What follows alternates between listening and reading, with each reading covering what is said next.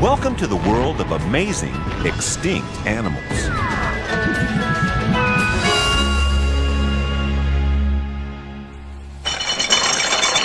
Over here, Mac! Watch it! Go left! No, right! Hold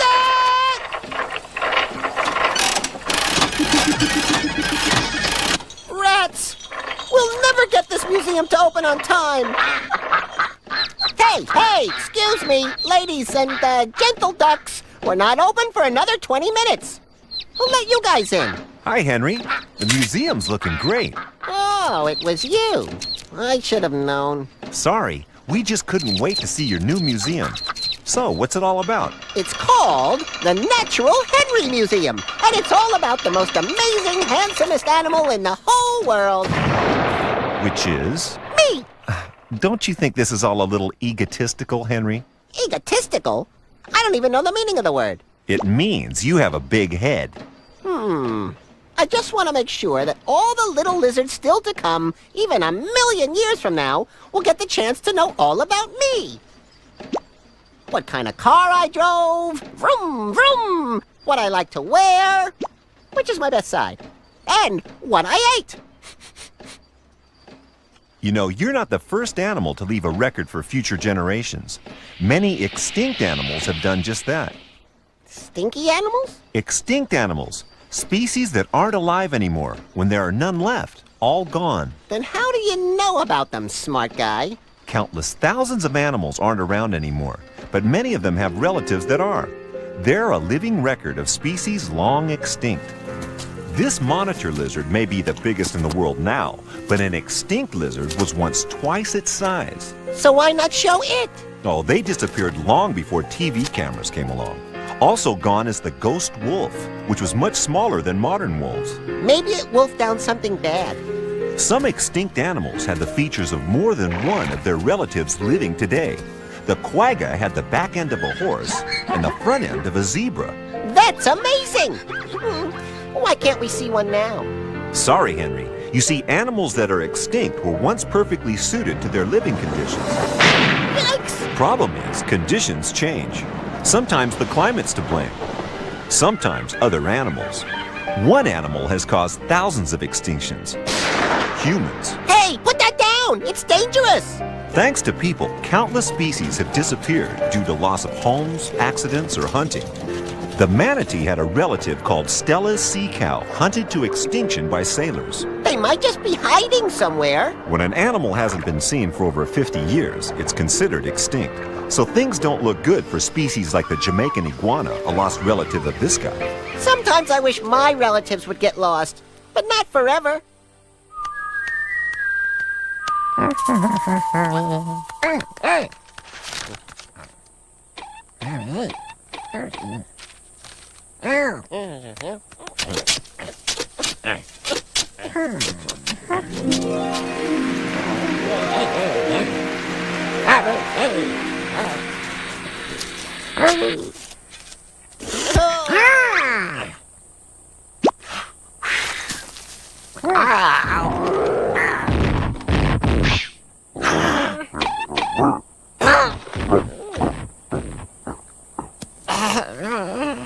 Okay, pour the concrete. Henry, don't walk there. The cement's not dry yet. I'm doing it on purpose. All the big stars do. I'm leaving my footprints for my admirers.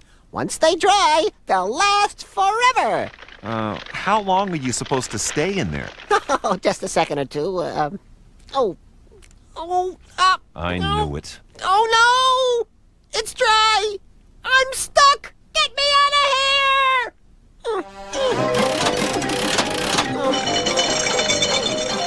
Hey! Stop it! Oh, no!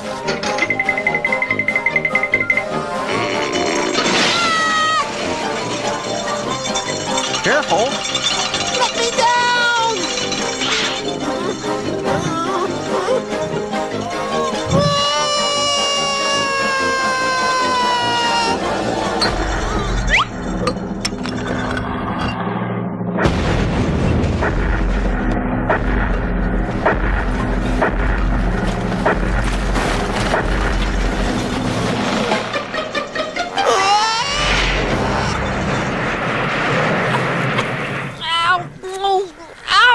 Henry, are you all right? My roof, my museum, and my footprints! Cheer up, Henry. You know, millions of years ago, there were some really famous lizards who left their footprints behind too. Like these. Were they movie stars? No, dinosaurs. And all the marks and the bones they left behind are called fossils, which means they've turned to stone. So what's so great about a load of old bones? Without fossils, we wouldn't even know that dinosaurs existed. You mean no T-Rex action figures? No Jurassic Jungle Juice? Nope. If it weren't for fossils, we also wouldn't know that birds all descended from this, the Archaeopteryx. Archaeopteryx? Archaeopteryx, a flying reptile with feathers. Some guys just have to be different. Fossils of plants help us picture the world as the dinosaurs must have seen it 200 million years ago. Ah, the good old days for us reptiles. When the Arizona desert was nothing but swampy forest, where giant trees towered over a prehistoric landscape. So what happened? Floods knocked them over, and they were buried deep in mud. That's what I call a forest mire. Down in the mud, an amazing transformation took place. The swamps dried up. The trees turned slowly to stone over millions of years, and when the earth around them eroded away, The tree fossils were uncovered. leaving us with this, the petrified forest. Petrified? How can a forest be scared? Petrified means turned to stone, which is all that's left of the dinosaurs in the world they knew. So even though they're extinct, we can still say, dinosaurs rock! Oh, brother.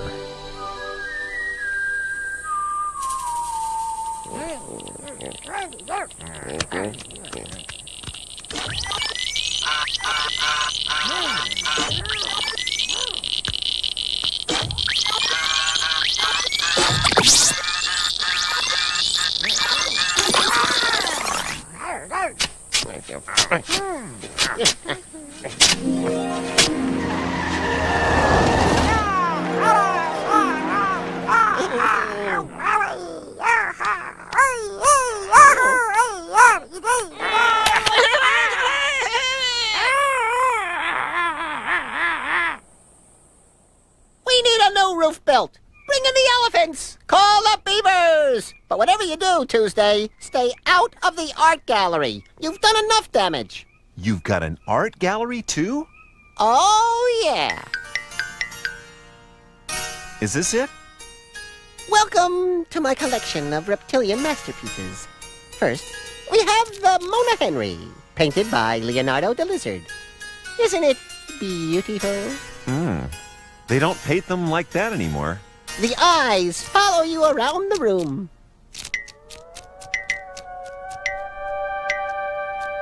Maybe you prefer something modern, like Pablo Picasso. Don't you just love it? Love wasn't the word I had in mind. Huh? But if you really want to see a masterpiece, you can't beat a good sculpture. This one cost me an arm and a leg. But I'll buy the arm and the leg back when I've had some paying customers. Wow, it's great, Henry. But, well, isn't it a little unrealistic? I mean, you're not quite that big in real life. I know. I want little lizards in the future to think that I was big, big, big. Besides, if extinct animals can leave giant fossils behind, why can't I? Because not all of them were big either, Henry. Even the extinct relatives of some giant animals were surprisingly small. It wasn't all giant lizards and mega mammoths in prehistoric times. Today's hippopotamus had an extinct relative which would have been only as big as the youngest babies in this modern-day herd. They were pygmies. Is that because they were the size of pigs? No, pygmy means small. On the islands of the Mediterranean, there were once pygmy deer, pygmy birds, pygmy goats, even pygmy elephants. So where'd the little fellas go? The way of most animals. If you counted up all the animal species that ever lived on Earth, there'd be more extinct ones than living. Excuse me, but isn't that kind of sad? Yes, but most extinctions are part of nature's process. They're animals who just couldn't keep up with changing conditions. The story of the pygmy caribou is slightly different. Did they have a caribou? It's not funny, Henry. A shy relative of the reindeer, they lived on a secluded island off of western Canada. They were much smaller than these, growing no taller than your average fawn. I feel fond of them already. Small and elusive, they lived peacefully in the protection of their woods until European settlers appeared on the island over 100 years ago. The settlers shot down every pygmy caribou they could find. I'd say those hunters had pygmy brains.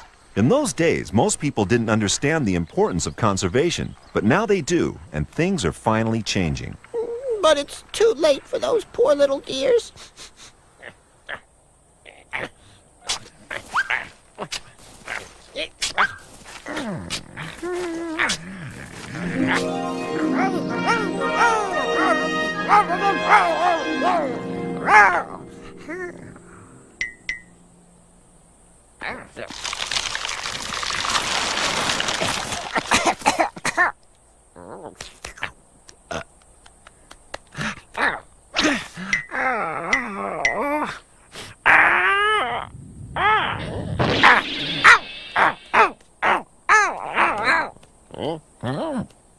Henry! Henry, it's time for your report on the elephant bird. What? Now? Yes, now. Out of my way! Journal lizard coming through!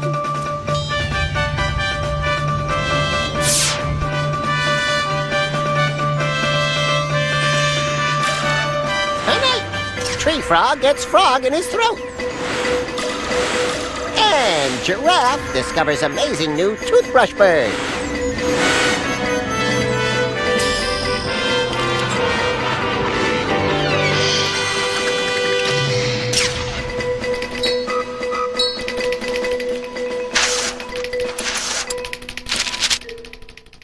But now, our top story. Faucet leak sensational warning. Long ago, animals were really different from what we see today. Snakes rode skates, prawns went crackers, and strangest of all, there were elephant birds, with propellers. They flew low to the ground to avoid meerkat radar, which was easy since radar hadn't been invented yet. Taking off was no problem for elephant birds, but landing was. They flew around using soft animals to land on, causing many species to become extinct. Dinosaurs, dodo birds, and lounge entertainers. Only the rhino was truly safe. Some think these elephant birds have disappeared. Actually, they've only faded slightly. So look out! Wear a helmet like this, and watch for falling peanut shells, 'cause you never know when an elephant bird might land on you. And next, the weather. The weather? The whether I got it right, or whether I got it wrong. Take a guess. Rats. I think you got your elephant birds confused, Henry. What? You mean one of those guys? Where are the propellers? I'm talking about on the African island of Madagascar, where there used to live a species of pygmy elephant. An ancient legend tells of an elephant bird which could carry as many as 4 elephants in its enormous talons. That's one way to win a talon contest. The bird was called the Roc. Excuse me. Rocks can't fly. This roc could. The legend claims the roc would swoop out of the sky and nab the biggest animal it could lift.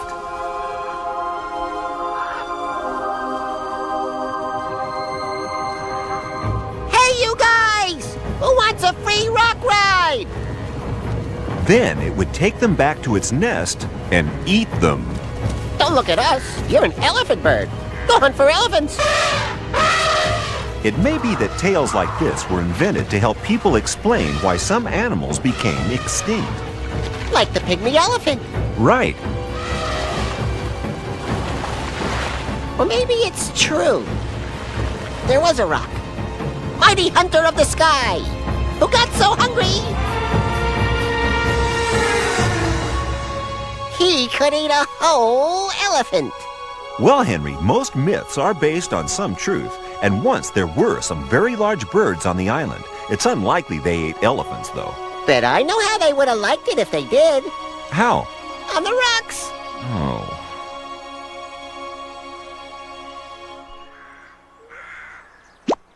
Tuesday! Where's my new roof? If you want a job done right, don't ask a crab. Lucky we're having such nice weather, or it could be disaster for your museum. Yeah! All we'd need is just a little rain and the whole place would be... ruined! Ah! Quick, Henry, cover up your exhibits before they're destroyed. I told that Pagecko guy to use watercolors, but that's ridiculous.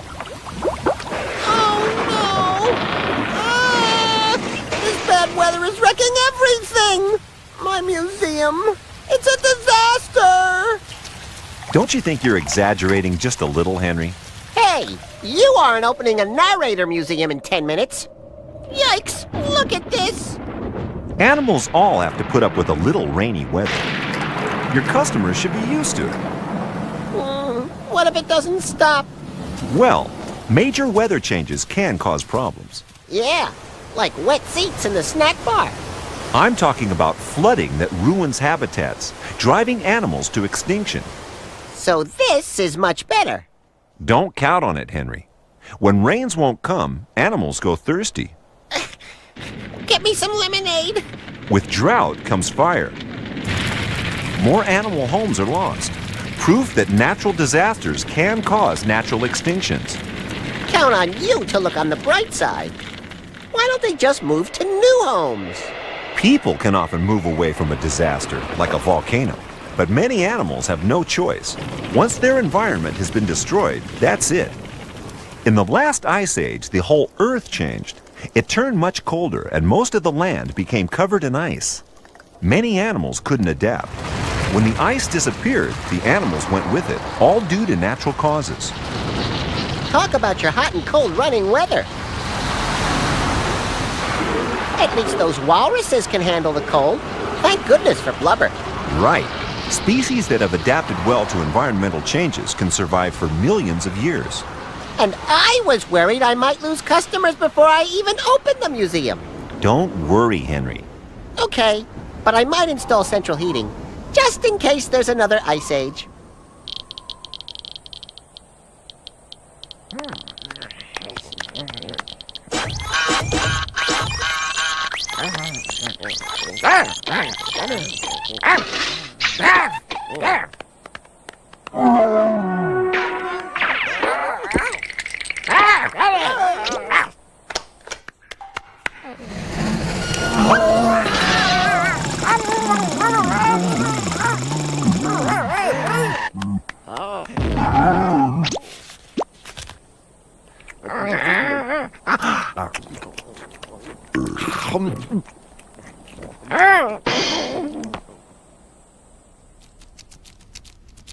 Giraffes, check. Reindeer, check.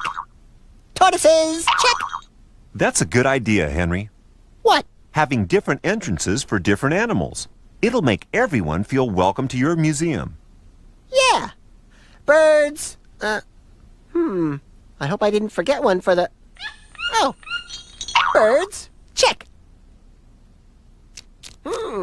Mice, check. Wait a minute, Henry. How do people get in the museum? Excuse me. Can't you read the sign? No people allowed. This is a museum for animals, by animals. Aw, come on, Henry. Can't you even let in little people? Well, maybe little people are okay, but no grown-ups. They only mess things up. I kind of understand your feelings, Henry. People and animals don't always mix so well. Have I ever told you about the American bison? No, but I'm sure you're about to. Once there were millions and millions of bison living all over North America. But when the European settlers came along, they were almost made extinct. Those Europeans sure had a funny way of settling in. The Native Americans only hunted what bison they needed, and they used every bit they could. But when the settlers moved west, they killed bison by the million just to clear the land for their farms. Excuse me, is that any way to share? The famous cowboy Buffalo Bill killed more than 4,000 bison in just over a year. He almost made it Buffalo nil. People didn't realize the damage they were doing, but now they do, and they've helped the bison to make a big comeback. So maybe humans aren't all bad. Humans have been careless in the past, so it's up to people today to protect animals from any more senseless extinctions. Which is what these people are doing with tortoises. I thought that was a funny shaped backpack. These Galapagos tortoises are some of the oldest animals on Earth. They can live to be well over 100 years old. Wow! No wonder they need to be carried. Once, these tortoises numbered in their thousands all over the South American islands. These people are bringing male and female tortoises together so they can mate and have babies. With luck, their numbers will increase again. Just one thing. What's that, Henry? How are they supposed to find that special someone when all the girls are named Shelley?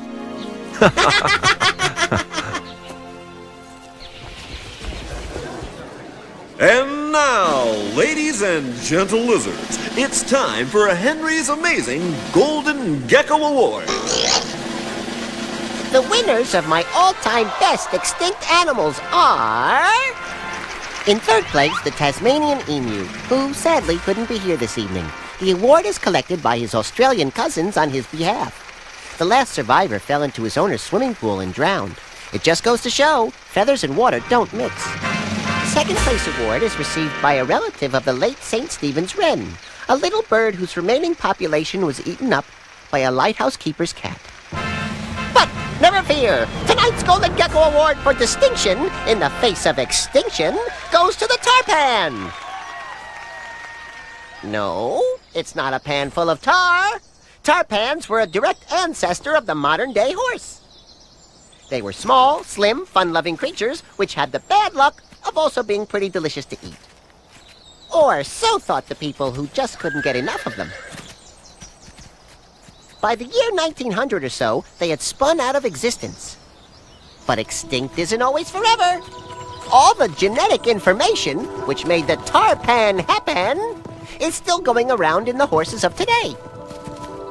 After years of careful selection and crossbreeding, animal experts can now present to us these frisky little ponies they say are a dead ringer for the original tarpan.